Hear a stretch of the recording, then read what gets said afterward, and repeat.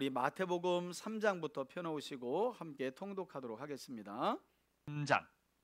그때 세례 요한이 이르러 유대 광야에서 전파하여 말하되 회개하라 천국이 가까이 왔느니라 하였으니 그는 선지자 이사야를 통하여 말씀하신 자라. 일렀으되 광야에 외치는 자의 소리가 있어 이르되 너희는 주의 길을 준비하라 그가 오실 길을 곧게 하라 하였느니라. 예, 이 이사야 선지자의 예언이 세례 요한의 사역을 미리 예언한 예언이었다는 거죠. 그래서 요한은 광야에서 외치는 자의 소리였다. 우리 요한복음에 보면 사도 요한이 요한복음 1장에서 3장까지 세례 요한의 증언을 아주 자세히 기록하고 있지요.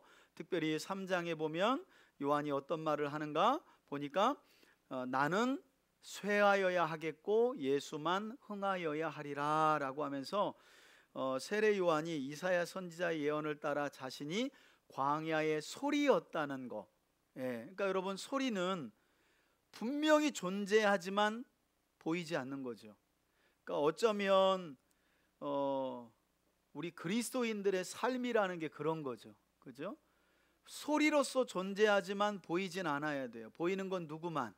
예수만. 그죠? 그게 진짜 어쩌면 그리스도인의 모습 아니겠어요? 그죠? 세례 요한을 본받는 요한이 그렇게 이야기를 하는 겁니다. 4절 요한의 행색이 어땠는지 한번 보세요. 이 요한은 낙타털 옷을 입고 허리에 가죽들을 띠고 음식은 메뚜기와 석청이었더라. 이때 예루살렘과 온 유대와 요단강 사방에서 다 그에게 나와 자기들의 죄를 자복하고 요단강에서 그에게 세례를 받더니 요한이 많은 바리새인들과 사두개인들이 세례 베푸는 데로 오는 것을 보고 이르되, 예, 바리새인들과 사두개인들 하면 종교 지도자들이죠. 예, 그들이 세례 요한에게 세례를, 여러분 좀 신기하죠. 이들이 예수님은 그렇게 저항했는데 세례 요한에게는 또 세례를 받으러 온 거예요. 여기 보면 여러분 4절에 낙타털 옷을 입고 허리에 가죽띠를, 이게 이제 말라기에 보면 내가 엘리야를 너희에게 보내노니 이렇게 이야기하잖아요.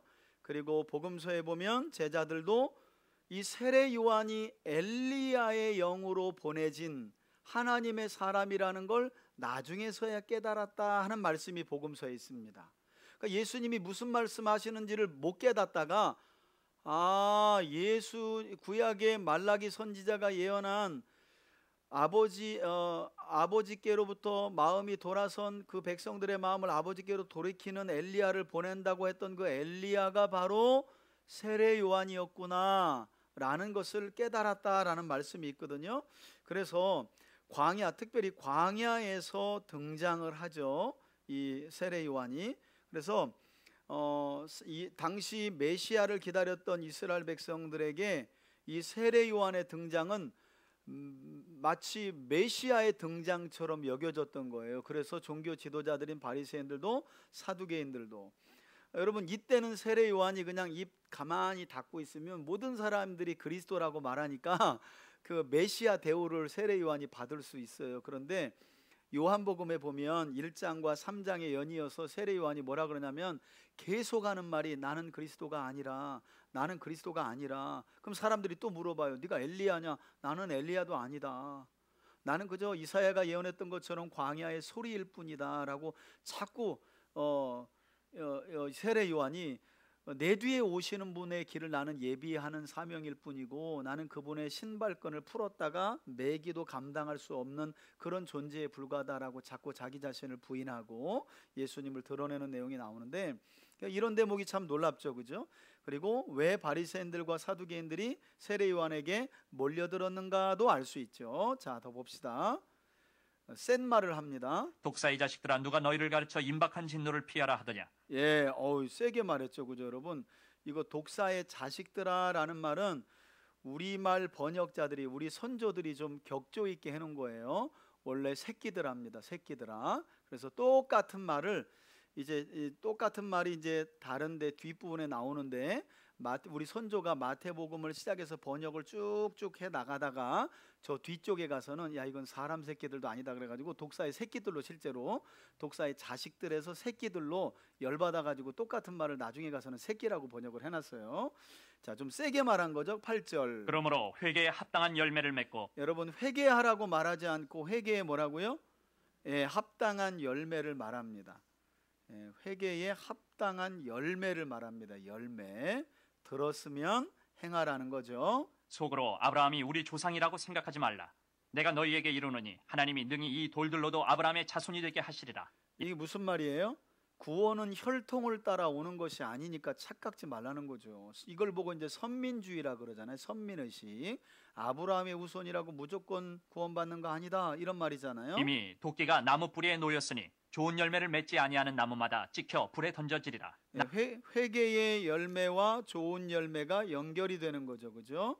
나는 너희로 회개하게 하기 위하여 물로 세례를 베풀거니와 내 뒤에 오시는 이는 이분이 나보다 능력이 많으시니 예수님이십니다. 나는 그의 신을 들기도 감당하지 못하겠노라. 그는 성령과 불로 너희에게 세례를 베푸실 것이요 손에 키를 들고 자기의 타작마당을 정하게 하사 알곡은 모아 곡간에 들이고 쭉정이는 꺼지지 않는 불에 태우시리라. 이 말씀이 이제 우리 한국 교회 안에는 오해가 좀 있죠. 이 11절 때문에, 이 11절에서 요한이 증언한 증언 때문에 성령의 불이라는 말이 나온 거죠, 그죠? 원래는 보시면 성령과 불이에요. 그러니까 여러분, 성령과 불을 너희에게 불러서 너희에게 뭘 베푼대요? 세례. 그러니까 성령 세례와 불 세례를 말하는 거예요. 이건 같은 세례가 아닙니다. 뭘 보면 알 수 있냐면 그 다음 절을 보면 알 수 있잖아요. 자, 성령의 세례, 불 세례를 각각 받는데 보세요. 손에 키를 들고 자기 타장의 마당을 정하게 하사. 성령의 세례를 받은 사람들은 뭐라고 불러요? 알곡이라고 불러. 뭐와 어디에? 곡간은 하나님 나라를 말하는 거겠죠. 그러나 예수 그리스도를 믿지 않고 불로 세례를 받은 자들을 뭐라고 불러요? 쭉정이라고 부르고 어디에요? 꺼지지 않는 불에 태우시리라. 그러니까 우리 요한복음에도 나와 있는데요, 예수를 믿는 자는 이미 구원을 얻었고 예수를 믿지 않는 자는 이미 심판을 받았다라고 말하잖아요. 그러니까 예수 그리스도를 메시아로 받아들이는 자들은 이미 무슨 세례 받은 거예요? 성령 세례. 성령의 내주하심이 아니면 예수를 구주로 믿을 수 없잖아요. 근데 예수를 믿지 않아요. 예수를 거부해요. 끝까지 거절하고 부인해요. 그런 사람들은 불로서 세례 받은 사람인 거예요.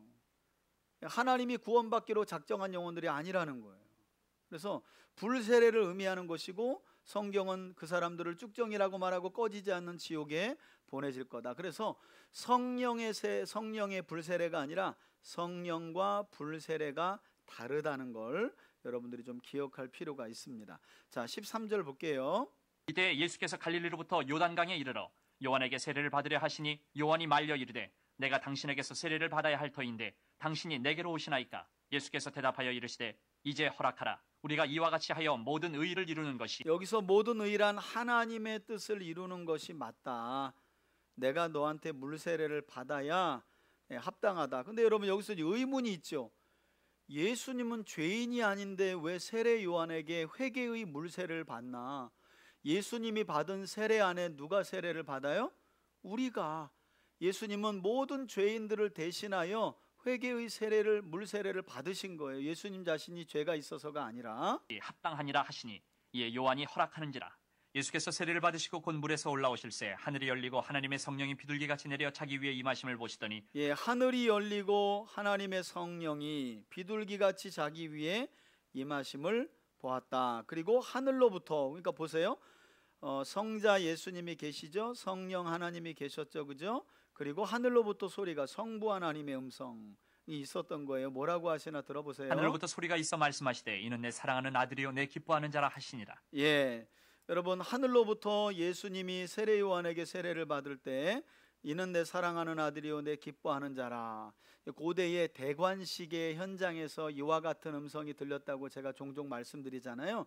고대에는 임금이 여러 왕자들을 두고 그 왕자들 가운데 한 왕자를 골라서 이제 차기 왕으로 세울 때, 왕관을 씌울 때, 예를 들어서 이런 거예요. 여러분, 다윗에게는 19명의 아들이 있습니다. 그 가운데 솔로몬은 10번째예요. 그러니까 19명을 쫙 세워놓고요, 10번째 아들에게 왕권을 줄 때 어떻게 말한다고요? 이는 내 사랑하는 아들이요 내 기뻐하는 자라. 그러면 10번째 솔로몬이 왕관을 쓸 때 첫 번째부터 9번째 형들일 거 아니에요. 그 자리에서 엎드립니다. 솔로몬 왕 만세 하지 않으면 반역죄로 이제 죽는 거예요. 그 당시에는 그렇게 왕의 대관식이. 그러면 세례 요한이 요단강에서 예수님에게 세례를 베푸는 장면, 그 속에서 성령이 비둘기같이 임하고 성부께서 내 사랑하는 아들이여 내 기뻐하는 자라라고 하는 건 예수님이 이 땅에 만왕의 왕으로 오시는 일종의 대관식이에요. 대관식. 그러니까 예수님은 그냥 오시는 게 아니라 이 땅에 뭘로요? 예, 그렇죠. 만왕의 왕으로 오셨다는 것을 그 당시 사람들은 아는 거예요.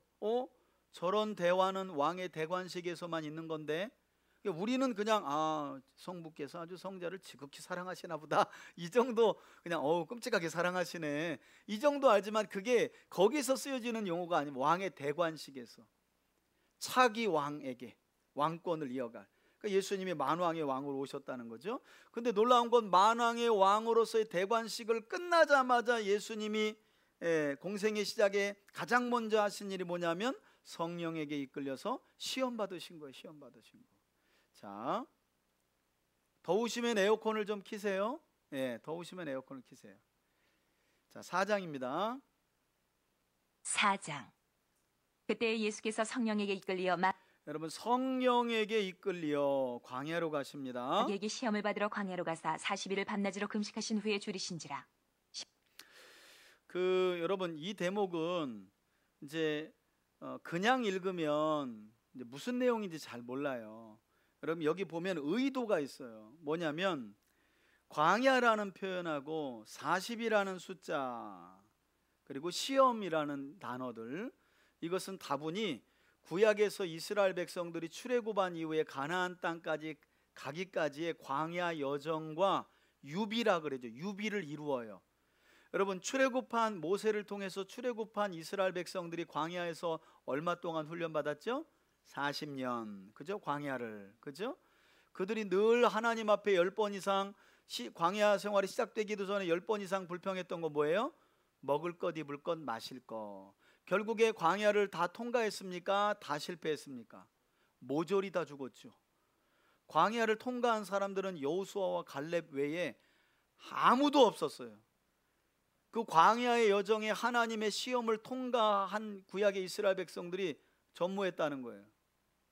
그런데 놀랍게도 우리 예수 그리스도는 하나님의 시험을 광야에서 통과하세요. 이게 뭐 때문에 통과했는가 우리가 너무 잘 알아요. 뭐 때문에? 기록된 말씀을 의지하여 통과했다는 거예요. 그러니까 하나님이 광야 40년 동안 만나를 내려주신 이유가 신명기 8장 3절에 보면 뭐라고 나와요? 여호와께서 이스라엘에게 만나를 내려주시면 그들이 떡으로만 사는 것이 아니라 하나님의 입에서 나오는 모든 말씀으로 산다는 것을 알게 하시는 훈련이 광야 40년의 여정이었어요. 그러나 그들은 하나님의 말씀대로 살지 않아서 광야의 여정 중에 모두 죽었죠. 실패한 거예요. 실패.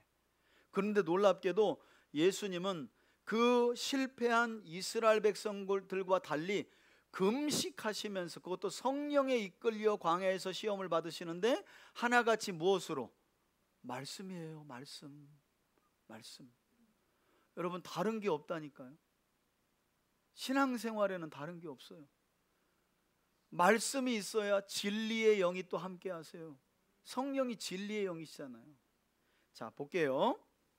시험하는 자가 예수께 나와서 시험하는 자, 마귀가, 그죠? 이르되 내가 만일 하나님의 아들이어든 명하여 이 돌들로 떡덩이가 되게 하라. 예수께서 대답하여 이르시되 기록되었을 때 사람이 떡으로만 살 것이 신명기 아니요 8장 하나님의 3절이죠? 입으로부터 나오는 모든 말씀으로 살 것이라 하였느니라 하시니, 이에 마귀가 예수를 거룩한 성으로 데려다가 성전 꼭대기에 세우고 이르되 내가 만일 하나님의 아들이어든 뛰어내리라. 기적을 보여가지고 저 높은 거룩한 성에서 뛰어내리는 기적을 보여봐, 표적을 보여봐 그랬더니 되었을 때 그가 너를 위하여 그의 사자들을 명하시리니 그들이 손으로 너를 받들어 발이 돌에 부딪히지 않게 하리로다 하였느니라. 예수께서 이르시되 또 기록되었을 때 주 너희 하나님을 시험하지 말라 하였느니라. 역시 신명기 6장 16절 말씀이죠. 마귀가 또 그를 데리고 지극히 높은 산으로 가서 천하만국과 그 영광을 보여 이르되 만일 내게 엎드려 경배하면 이 모든 것을 내게 주리라. 이에 예수께서 말씀하시되 사탄아 물러가라. 기록되었을 때 주 너희 하나님께 경배하고 다만 그를 섬기라 하였느니라. 이것도 신명기 6장 13절 말씀입니다. 이에 마귀는 예수를 떠나고 천사들이 나와서 수종드니라. 이렇게 예수님은 3번에 걸쳐서 마귀의 시험을 하나같이 기록된 하나님의 말씀으로 대적하여 이겼다는 겁니다. 그러니까 여러분 여기에는 이제 금식도 하나의 저기가 될 수 있겠지만 이건 이제 뭐 금식도 금식이지만 기록된 말씀으로 하나같이 그러니까 누가 그런 얘기를 하더라고요. 제가 제자 훈련 때 그런 말씀 드렸는데 사도 바울이 나는 날마다 나의 탐심을 십자가에 못 박노라. 그래서 제가 지난주에 아니 바울과 같은 사람도 날마다 십자가에 못 박는다면 우리는 얼마나 더 자주 박아야 될까요? 그래서 몇 초마다 박아야 된다. 몇 초마다 그냥 그랬는데 여러분 예수님도 하나님의 아들이신 예수님도 이 땅에 오셔서 시험을 받아야 안 받아요? 받잖아요. 그러니까 신앙생활을 잘한다고 시험을 안 받는 게 아니에요. 신앙생활을 못하면 못하는 시험이 오고 신앙생활을 잘하면 잘하는 시험이 와요. 여기서 중요한 건 시험을 안 오게 하는 기도를 하는 게 중요한 게 아니에요. 왜? 이 세상은 광야의 여정 같기 때문에 하나님도 때때로 우리를 테스트하실 때가 있거든요.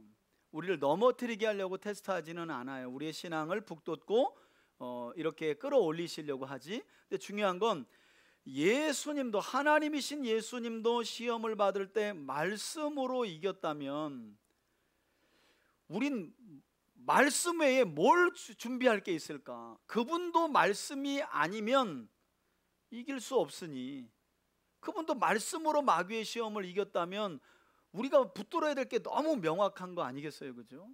신앙생활하면서 다른 게 붙들 게 없잖아요. 그죠?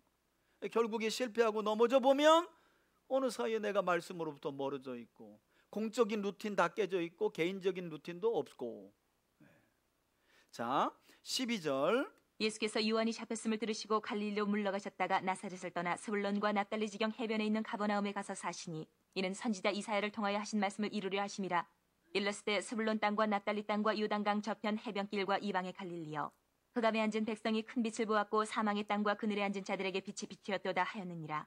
이때부터 예수께서 비로소 전파하여 이르시되 회개하라 천국이 가까이 왔느니라 하시더라. 갈릴리 그럼 마태복음에만 아주 많이 저기가 기록되어 있습니다. 이 말씀이 해변에 다니시다가 두 예수님께서 제자들을 부르시죠. 형제 곧 베드로라는 시몬과 그의 형제 안드레가 바다에 금을 던지는 것을 보시니 그들은 어부라. 여러분 본래 안드레는 세례 요한의 제자였죠. 요한복음에 보니까 세례 요한의 제자였는데 세례 요한이 안드레와 또 다른 이름 모를 제자에게 이렇게 말합니다. 보라 예수님을 가리켜서 세상 죄를 지고 가는 하나님의 어린 양이다.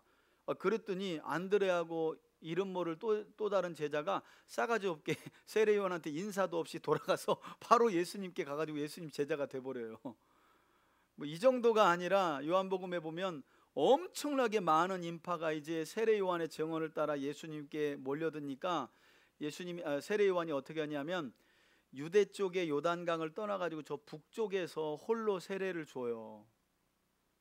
사람들 없는 데로 갔단 말이에요. 세례 요한이. 난 그것도 놀라워요. 그걸 또 제자가 또 일러 바쳐요. 선생님 큰일 났습니다. 우리 인기 다 떨어졌습니다. 사람들 지금 예수에게 가가지고 세례 다 받고 있고 이제 선생님 이제 미천 다 떨어져가지고 지금 제자들도 다 등 들리고 가고 있습니다.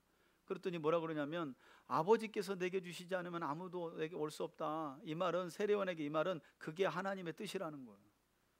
자기는 이제 사라지는 게 맞고 사람들의 시선에서 사라지는 게 맞고 사람들이 예수께 가는 게 맞다.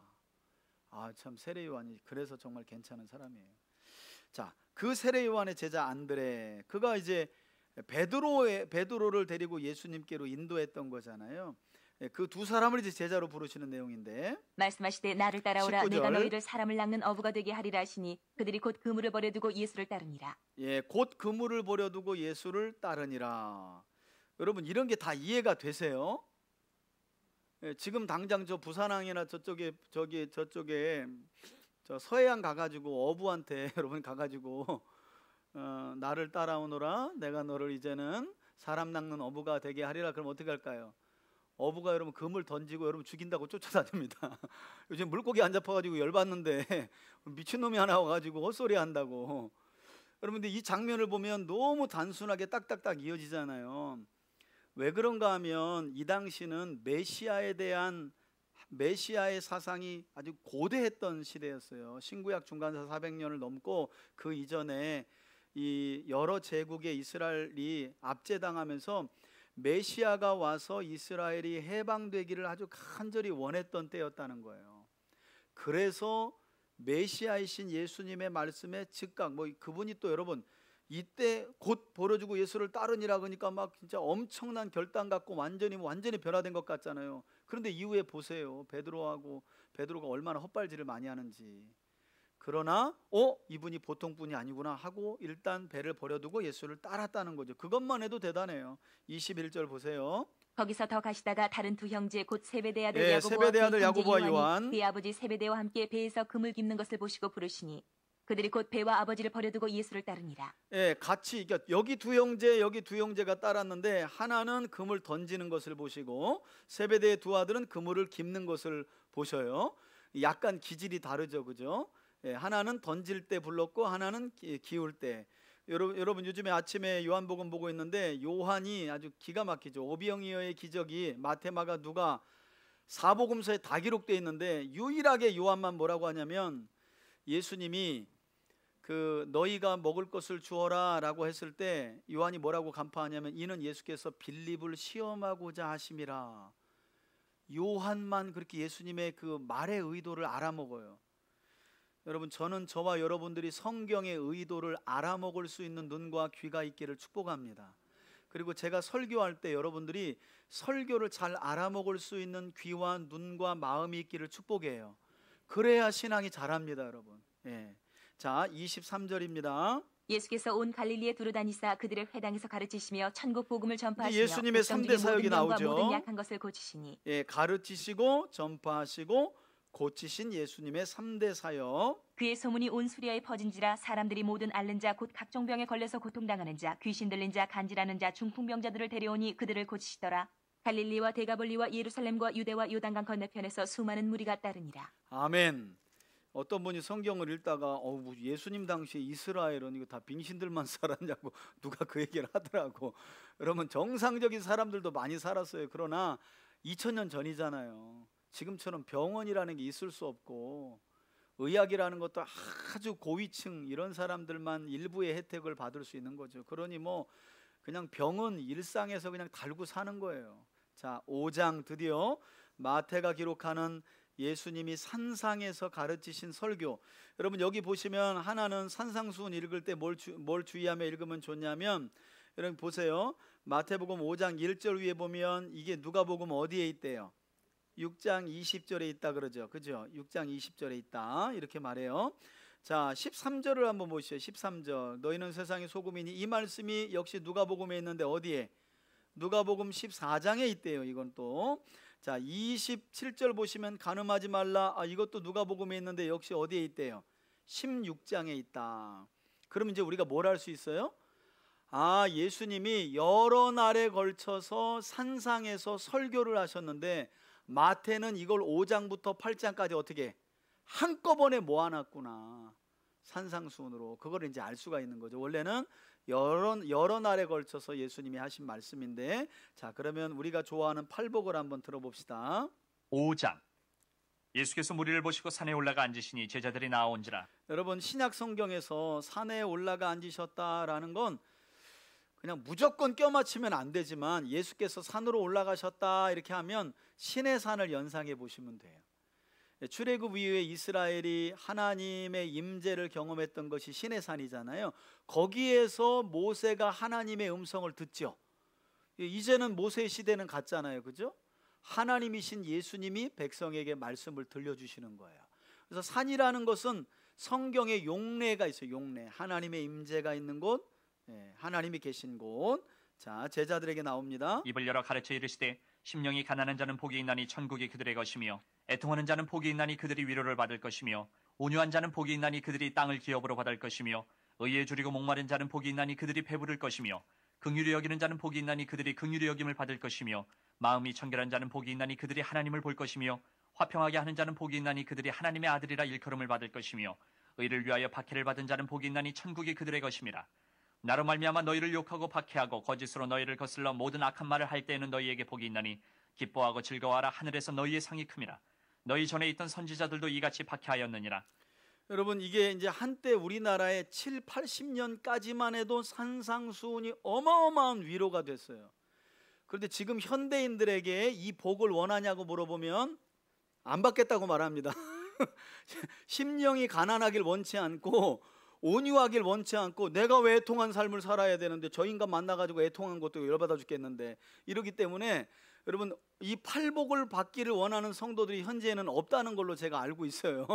근데 예수님 당시에는 전부 다 대부분의 사람들이 이와 같이 가난하고 애통할 수밖에 없고 줄일 수밖에 없고 이런 어려운 상황에 놓여진 사람들이 많았다는 거예요.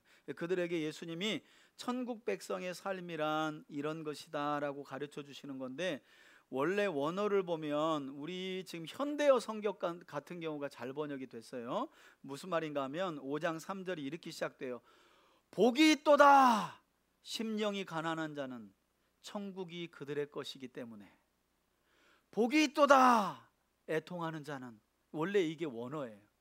우리말 번역할 때 심령이 가난한 자는 복이 있나니 그렇지만 그렇지 않아요.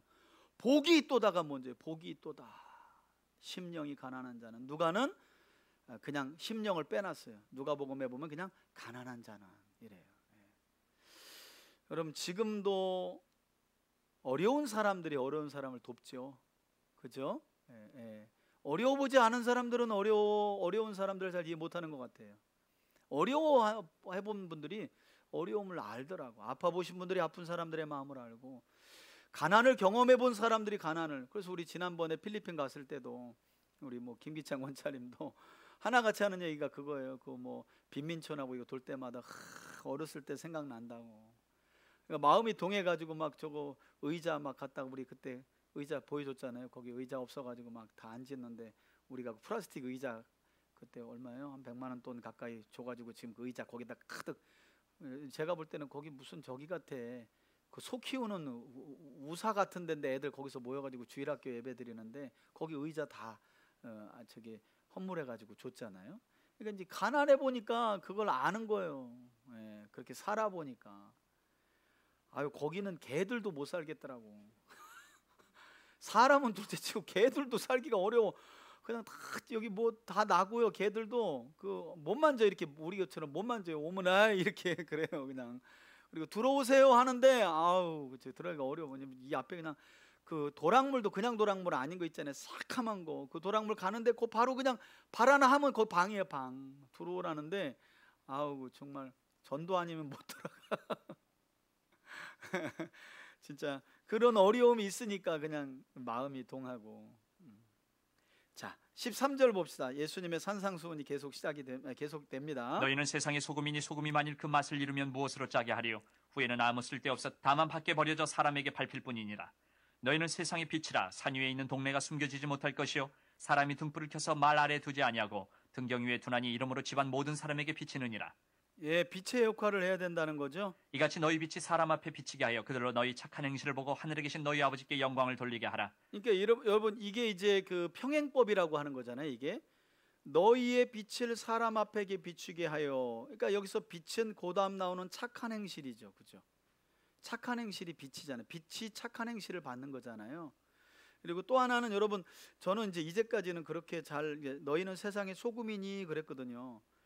근데 여러분 이 말씀이 상당히 경고의 말씀이에요. 경고. 소금이라는 거 저도 그거 되게 좋아하거든요. 소금과 빛이라. 근데 여러분 이 말씀의 끝을 보세요. 만일 소금이 제 역할을 하지 않으면 밖에 버려져 사람에게 뭐 한다는 거예요? 여러분 지금 기독교의 평판을 한번 보세요. 빛과 소금이라고 말하는 그리스도인들이 모여있는 교회 공동체에 대한 세상 사람들의 이미지를 보란 말이에요.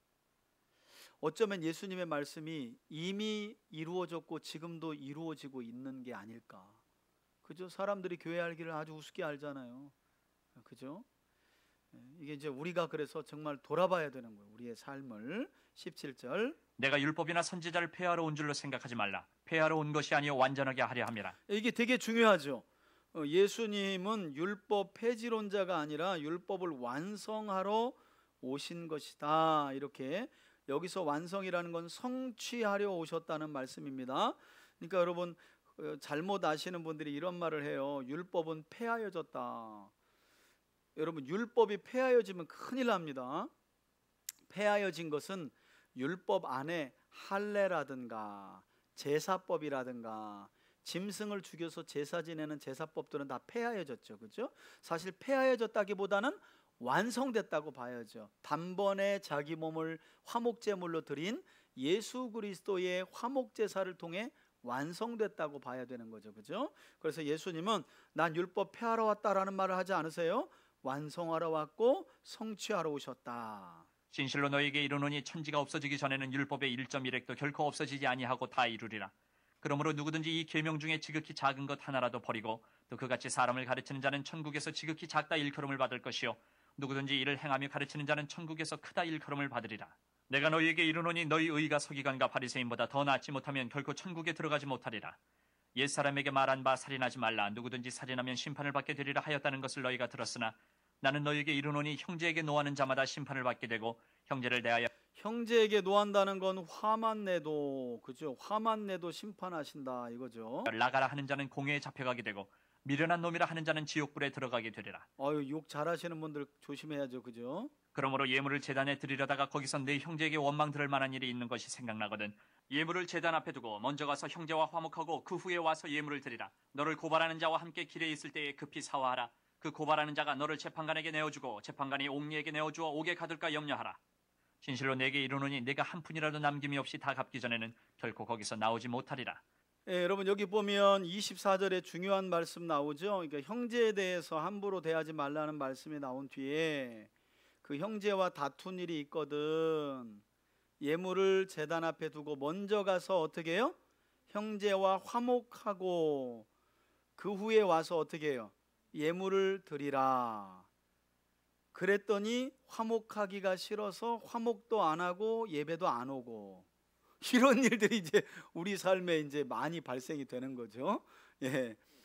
가서 미안하다고 말하자니 싫고 화목도 안 하고 이 마음으로 예배 드리자니 그것도 껄쩍스럽고 그러니까 둘 다 안 해버리겠다.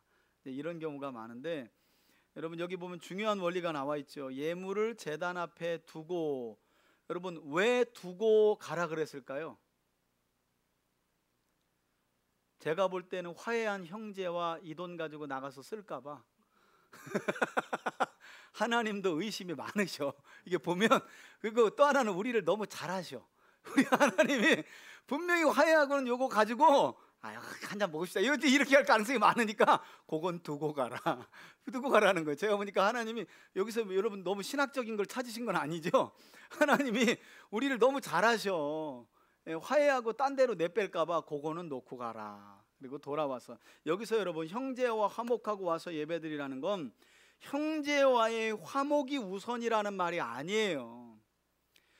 이걸 오해하시면 안 돼요. 하나님께 드리는 예배와 형제와의 화목은 어떤 면에서는 같다 이거지, 이걸 먼저 하고 와야 이걸 받으신다 이건 아니에요. 여러분 이거는 이제 뒤에 거를 이렇게 높여서 똑같다는 의미로 가르치는 거예요.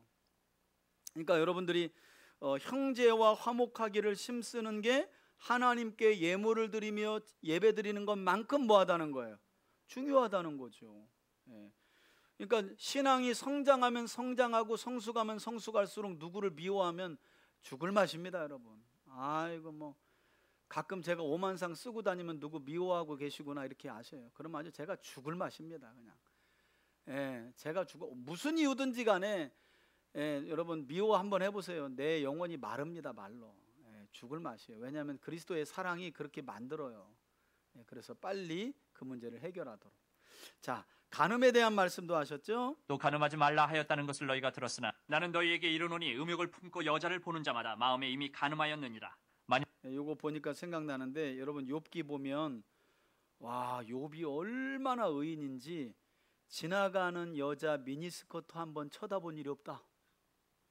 그러니까 여러분 욥이 막 한탄하는 거 그 친구들처럼 너 이 자식 뭐 네가 불평하는 걸 보니까 하나님이 뭐 잘못 징계한다는 말이냐 막 이렇게 어설프리 인과응보의 원리를 가지고 욥을 막 정죄하는데 거기 보면 여러분 진짜 우리는 욥의 신발끈을 감당하기도 어려워요.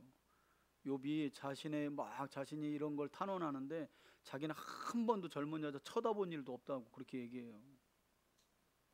그래서 누가 그러더라 고자였나 막 이런 얘기도 하는데 그거는 아닌 것 같아요. 제가 볼 때는.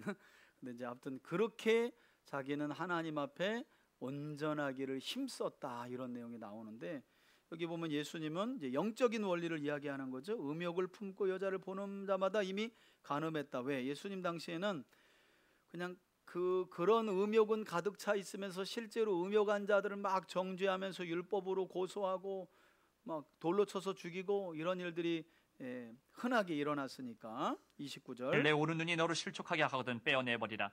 내 백체 중 하나가 없어지고 온몸이 지옥에 던져지지 않는 것이 유익하며 또한 만일 내 오른손이 너를 실족하게 하거든 찍어내버리라. 내 백체 중 하나가 없어지고 온몸이 지옥에 던져지지 않는 것이 유익하니라.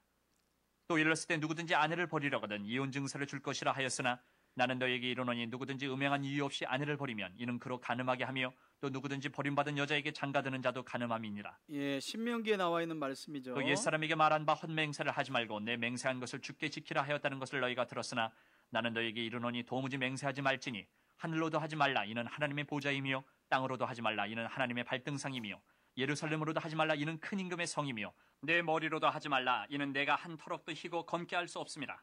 오직 너희 말은 옳다 옳다 아니라 아니라 하라. 이에서 지나는 것은 악으로부터 나느니라. 무슨 말이냐면 우리의 신체를 비롯해서 이 세상에는 우리가 무엇인가 걸고 맹세할 만한 게 아무것도 없으니까. 왜? 우리의 머리도 하나님 거, 우리의 다리도 하나님 거. 그러니까 함부로 맹세하지 말고 그저 옳다 하면 그렇습니다 하고 끝내고 막 하늘을 걸고 맹세한다 그러고 막 옛날 동네에서 애들이 많이 했잖아요. 우리 아버지 걸고 막 아니 아버지 밖에서 일하고 있는데 왜 가만히 있는 아버지를 걸어.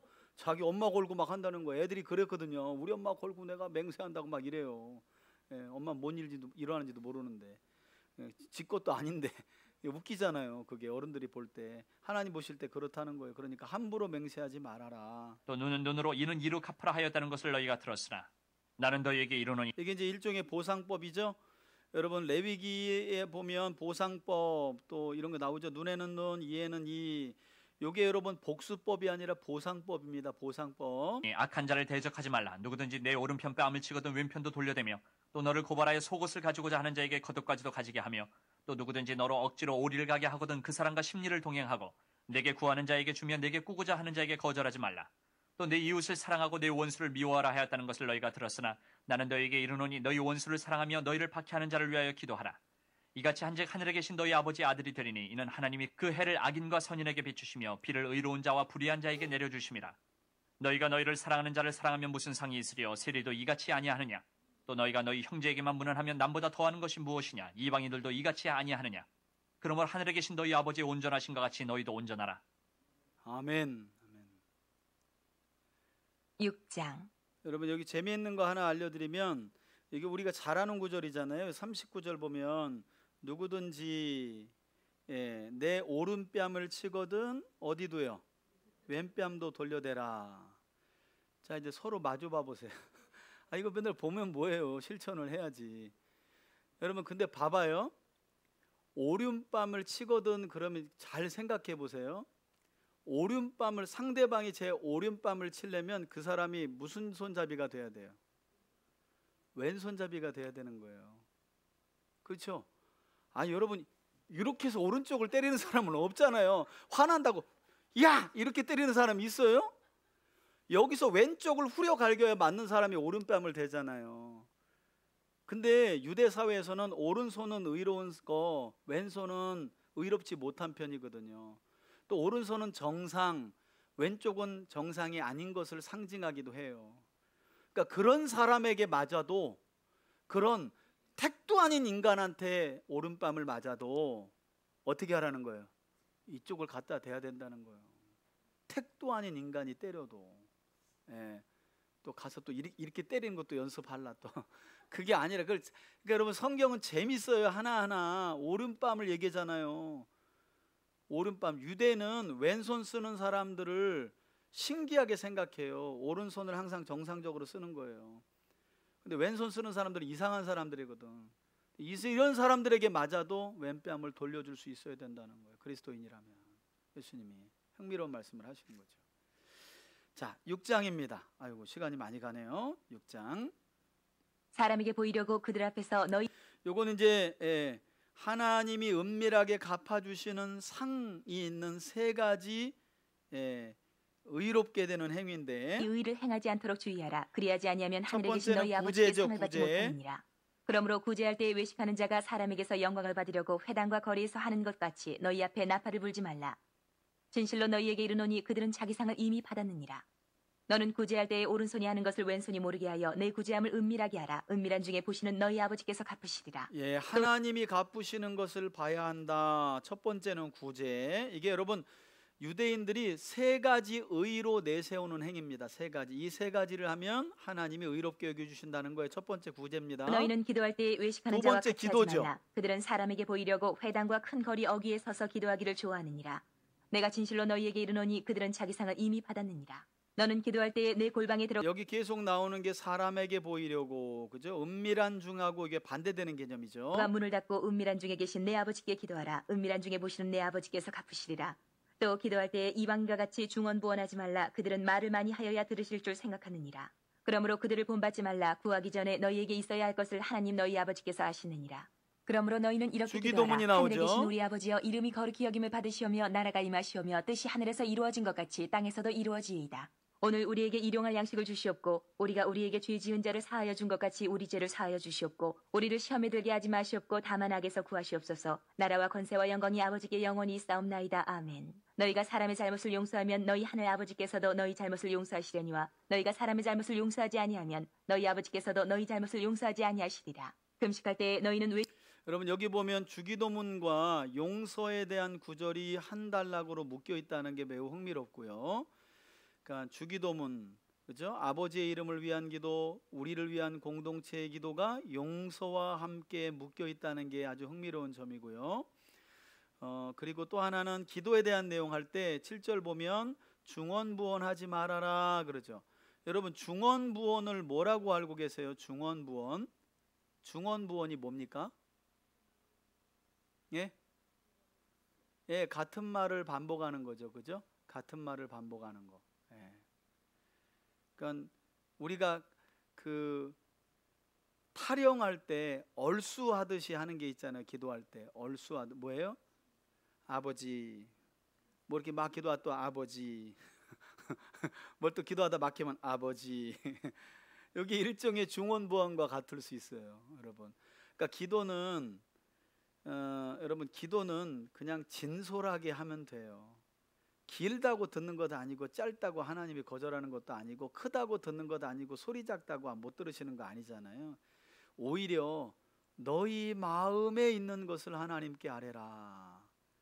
하나님이 우리 중심을 읽으시기 때문에 그래서 자꾸 우리가 이제 미사 요구를 많이 하고 기도를 오래 해야 되겠다 하면 자꾸 아버지를 끌어와요. 아버지 또 아버지 그때마다 아버지가 뭐라 그러냐면 나 여기 있는데 나 여기 있는데 뭘 어떻게 해달라는 거니 이렇게 할 수 있는 거죠. 중언부언이라는 게 그런 거예요. 예. 그거는 이방인들이 말을 많이 여러분 여기 아주 놀랍잖아요. 중언부언을 왜 하냐면 말을 많이 하고 길게 해야만 하나님이 들으실 거라는 마음에서 나온다는 거예요. 예.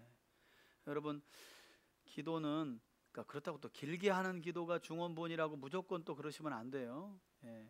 진실된 기도가 길 수 있죠. 예. 그러나 그냥 무작정 긴 기도, 큰 기도, 소리 큰 기도, 오래 하는 기도를 하나님이 들으신다는 건 성경 어디에도 나와 있지 않다. 그리고 중요한 건 주기도문과 함께 용서의 구절이 붙어 있다. 그리고 나의 일용할 양식이 아니라 우리의 일용할 양식이고 우리가 우리에게 죄 지은 자를 사하여 준 것 같이 우리 죄를 사하여 주옵시고 우리를 시험에 들게 하지 마옵시고 이게 다 공동체와 관련된 기도라는 거예요. 교회 공동체와 관련된 기도. 그래서 김영봉 목사님 미국에서 이제 사김의 교회인가요? 그 하신 김영봉 감리교 교수이면서도 목사님이신데 그분이 이제 주기도문 책을 쓰셨는데 제가 감명 깊게 읽었던 부분이 11절이에요.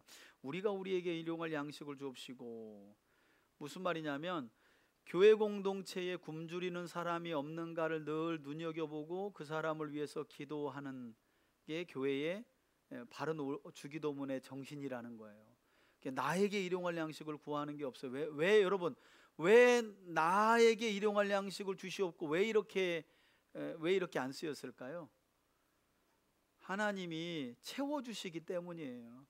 그러니까 그걸 전제로 해서 우리 교회 공동체 중에 연약한 자들을 돌보도록 예수님이 이렇게 기도하게 하셨다는 거죠. 16절 볼게요. 금식, 세 번째 의가 되는 행동이죠. 금식하는 자들과 같이 슬픈 기색을 보이지 말라. 그들은 금식하는 것을 사람에게 보이려고 얼굴을 흉하게 하느니라. 내가 진실로 너희에게 이르노니 그들은 자기 상을 이미 받았느니라. 너는 금식할 때에 머리에 기름을 바르고 얼굴을 씻으라. 이는 금식하는 자로 사람에게 보이지 않고 계속 오직 은밀한 중에 중에 계신 내 얘기하죠. 아버지께 보이게 하렴이라. 은밀한 중에 보시는 내 아버지께서 갚으시리라. 너희를 위하여 보물을 땅에 쌓아두지 말라. 거기는 좀과 동록이 해하며 도둑이 구멍을 뚫고 도둑질하느니라. 오직 너희를 위하여 보물을 하늘에 쌓아두라. 거기는 좀이나 동록. 여러분, 보물을 쌓아두라 하는 건 이제 유대 사회에서는 이제 요걸 가지고 이제 목사님들은 하늘의 보물을 쌓아두는 거니까 당연히 뭘로 이야기할까요? 헌금, 그죠? 근데 이제 문맥을 보면 특별히 누가복음에 많이 나와 있는데요. 하늘의 보물을 쌓아두라라고 하는 본문과 복음서는 구제와 깊은 연관이 있어요. 구제, 어려운 이들을 돕는 거, 그것과 연관이 깊습니다. 해하지 못하며 도둑이 구멍을 뚫지도 못하고 도둑질도 못하느니라. 내 보물이 있는 그곳에는 내 마음도 있느니라. 눈은 몸의 등불이니 그러므로 내 눈이 성하면 온몸이 밝을 것이요 눈이 나쁘면 온몸이 어두울 것이니 그러므로 내게 있는 빛이 어두면 그 어둠이 얼마나 더하겠느냐. 여러분 이해 못하겠죠? 저도 이해 못했어요. 이게 지금 하늘의 보물을 쌓아두라라고 말한 다음에 눈 이야기를 해요. 그죠? 이게 무슨 연관이 있냔 말이에요. 자, 하늘의 보물을 쌓아두라는 건 뭘 얘기한다 그랬죠? 구제. 여러분 잘 들으세요. 유대 사회에는 어떤 표현이 있냐면 저 사람은 참 눈이 밝아, 이건 저 사람은 어려운 사람들을 잘 도와줘, 이런 말이에요. 저 사람은 눈이 영 어두워, 이건 저 사람은 어려운 사람을 잘 안 도와줘, 이런 의미예요. 그 개념을 가지고 요 문맥을 읽어보면 그냥 풀려요. 유대 사회에서 눈은 어려운 사람들을 도와주는 걸 의미해요. 그래서 눈이 밝다는 건 뭐예요? 남을 잘 도와준다. 눈이 어둡다는 건요, 어려운 사람을 잘 안 돕는다, 이거예요. 그래서 요 문맥이 이상한 내용이 아니라 지금 계속 구제를 힘써야 된다, 그게 하늘에 쌓는 것이고, 눈이 밝은 삶을 살아야 된다라는 건 구제하는 삶을 살아야 된다는 걸 이야기하는 겁니다. 한 사람이 두 주인을 섬기지 못할 것이니 혹 이를 미워하고 저를 사랑하거나 혹 이를 중히 여기고 저를 경히 여김이라. 너희가 하나님과 재물을 겸하여 섬기지 못하느니라. 그러므로 내가 너희에게 이르노니 목숨을 위하여 무엇을 먹을까 무엇을 마실까, 몸을 위하여 무엇을 입을까 염려하지 말라. 목숨이 음식보다 중하지 아니하며 몸이 의복보다 중하지 아니하냐. 공중의 새를 보라. 심지도 않고 거두지도 않고 창고에 모아들이지도 아니하되 너희 하늘 아버지께서 기르시나니 너희는 이것들보다 귀하지 아니하냐. 너희 중에 누가 염려함으로 그 키를 한 자라도 더할 수 있겠느냐. 또 너희가 어찌 의복을 위하여 염려하느냐. 들의 백합화가 어떻게 자라는가 생각하여 보라. 수고도 아니하고 길쌈도 아니하느니라. 그러나 내가 너희에게 말하노니 솔로몬의 모든 영광으로도 입은 것이 이 꽃 하나만 갖지 못하였느니라. 오늘 있다가 내일 아궁이에 던져지는 들풀도 하나님이 이렇게 입히시거든 하물며 너희일까 보냐. 믿음이 작은 자들아. 그러므로 염려하여 이르기를 무엇을 먹을까 무엇을 마실까 무엇을 입을까 하지 말라. 이는 다 이방인들이 구하는 것이라. 너희 하늘 아버지께서 이 모든 것이 너희에게 있어야 할 줄을 아시느니라. 그런즉 너희는 먼저 그의 나라와 그의 의를 구하라. 그리하면 이 모든 것을 너희에게 더하시리라. 그러므로 내일 일을 위하여 염려하지 말라. 내일 일은 내일이 염려할 것이요 한날의 괴로움은 그날로 족하니라. 아멘. 여기 아주 중요한 말씀 나오죠, 그죠? 내일 일을 위하여 염려하지 말라. 내일 일은 내일 염려할 것이 한날의 괴로움은 그날의 족하다. 먼저 그의 나라와 그의 의를 구하라. 그러면 이 모든 것을 더하신다. 이게 이제 예수님이 2000년 전에 하신 말씀인데 2000년 동안 교회와 합의가 안 되는 말씀이에요. 무슨 말씀이냐면 우리는 모든 것을 더해 주시면 당신의 나라와 의를 구하겠습니다라고 지금 2000년 동안 기도하고 있고, 2000년 전에 예수님은 그의 나라와 그의 의를 구하면 너희에게 모든 것을 더해 주시겠다고 말씀하셨다. 이게 아직도 합의가 안 되는 부분이에요. 아직도 합의가 안 되는 부분. 여러분, 예수님의 말씀을 따르는 게 복받는 길이겠죠, 그죠? 먼저 그의 나라와 그의 의를 구하라. 제가 미국의 그 유대인 촌을 돌면서 회당에 갔는데 아침에 기도 시간에 유대인 회당은 아침 새벽 기도가 있어요. 아침 기도가 있는데 뭐 하냐면 대부분 이렇게 키파를 쓰고 테필린을 여기 손에다 감는데 중간에 한 사람이 나와가지고 이따만한 경전 같은 율법서를 이렇게 흔들면서 읽고 나머지도 성경을 읽어요. 그래서 이제 제가 물어봤죠.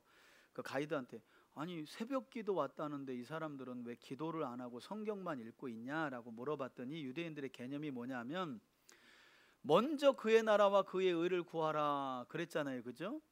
그의 나라와 그의 의가 말씀에 기록이 돼 있다는 거예요. 그래서 말씀을 읽고 듣고 배우는 게 그의 나라와 그의 의를 구하는 거래요. 유대인들은 그렇게 해석을 하고 있더라고요. 그래서 아침에 시간 나와도 말씀을 그냥 읽어요. 말씀을 읽는 게 기도예요. 말씀 듣다가 생각나면 또 기도하고. 우리처럼 그냥 기도합시다 그러면 일단 성경 덮어놓고 쭉 이렇게 외치면서 우리는 이제 그런 관습이 있지만 유대인들은 그렇지 않아요. 기도가 말씀이고 말씀 있는 게 기도 그냥 다 혼용돼 있어요. 이렇게 같이. 예. 자, 오늘은 그래도 산상수훈까지 빨리 봅시다. 7장까지 읽고 7장. 기도를 합시다. 비판을 받지 아니하려거든 비판하지 말라. 너희가 비판하는 그 비판으로 너희가 비판을 받을 것이요 너희가 헤아리는 그 헤아림으로 너희가 헤아림을 받을 것이니라. 어찌하여 형제의 눈 속에 있는 티는 보고 네 눈 속에 있는 들보는 깨닫지 못하느냐. 예, 이거 아주 유명한 말씀이죠. 그죠? 보라, 내 눈 속에 들보가 있는데 어찌하여 형제에게 말하기를 나로 내 눈 속에 있는 티를 빼게 하라 하겠느냐. 외식하는 자여, 먼저 내 눈 속에서 들보를 빼어라. 그 후에야 밝히 보고 형제의 눈 속에서 티를 빼리라. 거룩한 것을 개에게 주지 말며 너희 진주를 돼지 앞에 던지지 말라. 그들이 그것을 발로 밟고 돌이켜 너희를 찢어 상하게 할까 염려하라. 구하라, 그리하면 너희에게 주실 것이요 찾으라, 그리하면 찾아낼 것이요 문을 두드리라, 그리하면 너희에게 열릴 것이니 구하는 이마다 받을 것이요 찾는 이는 찾아낼 것이요 두드리는 이에게는 열릴 것이니라. 너희 중에 누가 아들이 떡을 달라 하는데 돌을 주며 생선을 달라 하는데 뱀을 줄 사람이 있겠느냐. 너희가 악한 자라도 좋은 것으로 자식에게 줄 줄 알거든 하물며 하늘에 계신 너희 아버지께서 구하는 자에게 좋은 것으로 주시지 않겠느냐. 그러므로 무엇이든지 남에게 대접을 받고자 하는 대로 너희도 남을 대접하라. 이것이 율법이요 선지자니라. 그러니까 여러분 단락을 보면 구하라, 찾으라, 두드리라의 결론이 12절 그러므로잖아요. 우린 이걸 띄어서 말하죠. 기도를 강조할 때 구하라, 찾으라, 두드리라 이거 기도거든요. 그죠? 근데 여러분 이 구절은 기도 강조 구절이 아니에요. 12절이 결론이잖아요. 왜 믿는 사람들이 구하고 찾고 두드려야 되냐면 남을 대접하기 위해서. 그렇게 구하면 아버지께서 남을 대접하기 위해서 구하고 찾고 두드리는 자에게는 어떤 아버지도 돌을 달라고 하는 생선을 달라고 하는데 뱀을 줄 아버지가 없고 떡을 달라 하는데 돌을 내어줄 아버지가 없다는 거예요. 하물며 하나님이 그러겠냐. 이게 성경의 황금률이잖아요. 그래서 대접받고자 하는 대로 어떻게 해요? 대접하라. 이게 율법이요 선지자란 말은 이게 성경 자체다. 성경 전체다. 이렇게 말씀하는 거죠. 그래서 여러분 대접하기 위해서 구하고 찾고 두드리라는 말씀이었어요. 이게 기도하라는 단순한 말씀이 아니라. 좁은 문으로 들어가라. 멸망으로 인도하는 문은 크고 그 길이 넓어 그리로 들어가는 자가 많고 생명으로 인도하는 문은 좁고 길이 협착하여 찾는 자가 적음이라. 거짓 선지자들을 삼가라. 양의 옷을 입고 너희에게 나아오나 속에는 노략질하는 일이라. 그들의 열매로 그들을 알지니 가시나무에서 포도를 또는 엉겅퀴에서 무화과를 따겠느냐. 이와 같이 좋은 나무마다 아름다운 열매를 맺고 못된 나무가 나쁜 열매를 맺나니 좋은 나무가 나쁜 열매를 맺을 수 없고 못된 나무가 아름다운 열매를 맺을 수 없느니라. 열매 계속 아름다운 열매를 맺지 이야기하죠. 아니하는 나무마다 찍혀 불에 던져지느니라. 이러므로 그들의 열매로 그들을 알리라. 예, 열매로 확인해야 된다. 그래서 여러분 유튜브도 제발 말이 화려하다고 따라가고 들을 게 아니에요. 여러분 그 유명한 이제 제가 총신 다닐 때 교수님이 그런 말씀을 했어요. 여러분 요즘에는 이제 코로나 끝나고 우리가 유튜브 많이 보잖아요. 그러니까 개교에 등록한 교회 있고 유튜브로 따라가는 교회들이 있잖아요. 근데 신학교 교수님이 어떤 얘기를 했냐면 과연 그렇게 여러 채널 걸쳐가지고 듣는 그 말씀이 여러분들을 변화시키냐는 거예요. 그렇지 않다고 말해요, 그분이.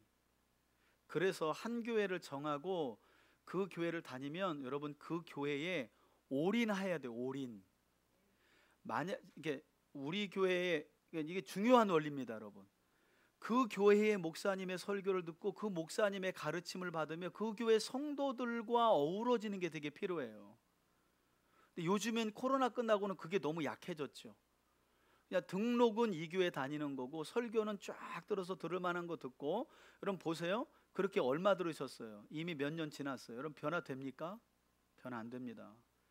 왜냐하면 우리의 삶을 변화시키는 건 말과 함께 살아가는 삶을 보고 변하는 거거든요. 유튜브에 나오는 건 말은 화려하지만 그분의 삶들을 우리가 볼 수가 없잖아요. 만약에 그렇다 그러면 교회를 가야 되는 거예요. 그리로. 그럴 만한 분이면 여러분 왜 걱정하세요? 왜 고민하세요? 내가 정말 이분이라면 하면 여러분 교회 가야죠. 그런 분은 저는 오케이입니다. 오케이.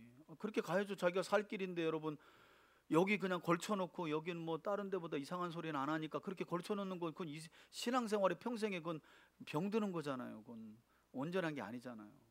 그럴 만하다면 이사를 가서라도 등록해서 대신 또 등록해가지고 또 다녀보니까 다 똑같네. 그리고 또 유튜브 또 찾아. 아, 이게 병이야, 병. 그래가지고 오늘 아침에 제가 그 베이직 교회 목사님 설교 들었더니 뭐라냐면 그분이 자기 교회 교인들을 혼내는데 자기 교회 교인들 보냐면 귀는 이만한데 입은 다 요만하대요. 귀는 머리보다 더 커졌대. 왜? 그렇게 많은 정보를 가르쳐 주니까. MBC 아나운서 출신의 목사님이 그분이 여러분 제가 어디 가는 추석 다 보지 않았겠어요. 제가 그분 설교 들어보면 내나 지나 본 걸 똑같이 봤어. 왜냐면 똑같이 말하거든요. 거의 공부를 많이 하셨어. 근데 그 많은 말씀이 귀를 이만하게 했다는 거예요. 귀를 이만하게 했다는 건 뭐예요? 사람들 지적하는 거예요. 아유 저건 저런데. 근데 입은 요만해. 왜?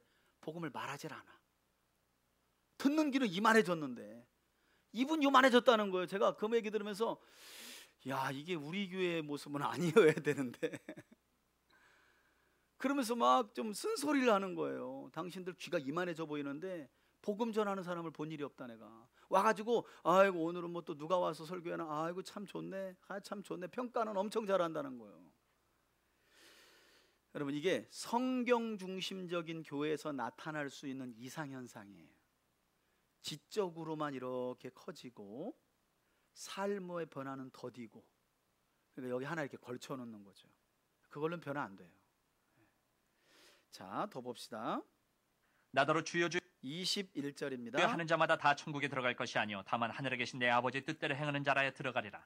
그날에 많은 사람이 나더러 이르되 주여 주여 우리가 주의 이름으로 선지자 노릇하며 주의 이름으로 귀신을 쫓아내며 주의 이름으로 많은 권능을 행하지 아니하였나이까 하리니 그때 내가 그들에게 밝히 말하되 내가 너희를 도무지 알지 못하니 이 불법을 행하는 자들아 내게서 떠나가라 하리라. 그러므로 누구든지 나의 이 말을 듣고 행하는 자는 그 집을 반석 위에 지은 지혜로운 사람 같으리니 비가 내리고 창수가 나고 바람이 불어 그 집에 부딪히되 무너지지 아니하나니 이는 주추를 반석 위에 놓은 까닭이요 나의 이 말을 듣고 행하지 아니하는 자는 그 집을 모래 위에 지은 어리석은 사람 같으리니 비가 내리고 창수가 나고 바람이 불어 그 집에 부딪힘에 무너져 그 무너짐이 심하니라. 그러니까 이것도 결국에는 여러분 그러므로 하면서 나오잖아요. 이게 열매에 대한 부분이잖아요. 듣고 행하는 열매에 대한 내용이란 말이에요. 결국 그러니까 듣는 건 지식이죠. 그죠? 듣는 걸 따라 행할 때 믿음이 되는 거죠. 우리는 아는 걸 믿음이라고 자꾸 착각한단 말이에요. 아유 내가 교회 다니면서 얼마나 많이 아는데 그걸 자기 믿음이라 그래요. 보면 기초도 안 돼 있어요.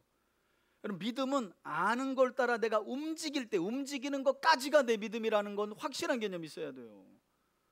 자, 마지막입니다. 예수께서 이 말씀을 마치시면 무리들의 그의 가르치심에 놀라니 이는 그 가르치시는 것이 권위 있는 자와 같고 그들의 서기관들과 같지 아니함일러라. 아멘. 이제는 우리 주 예수 그리스도의 은혜와 하나님 아버지의 사랑과 성령의 교통하심이 오늘도 산상수훈의 말씀을 통하여 천국 백성다운 삶의 원리를 따라 순종하며 살아가기를 소원하고 결단하는 우리 교우들 머리 위에 이제로부터 영원토록 함께 계실지어다.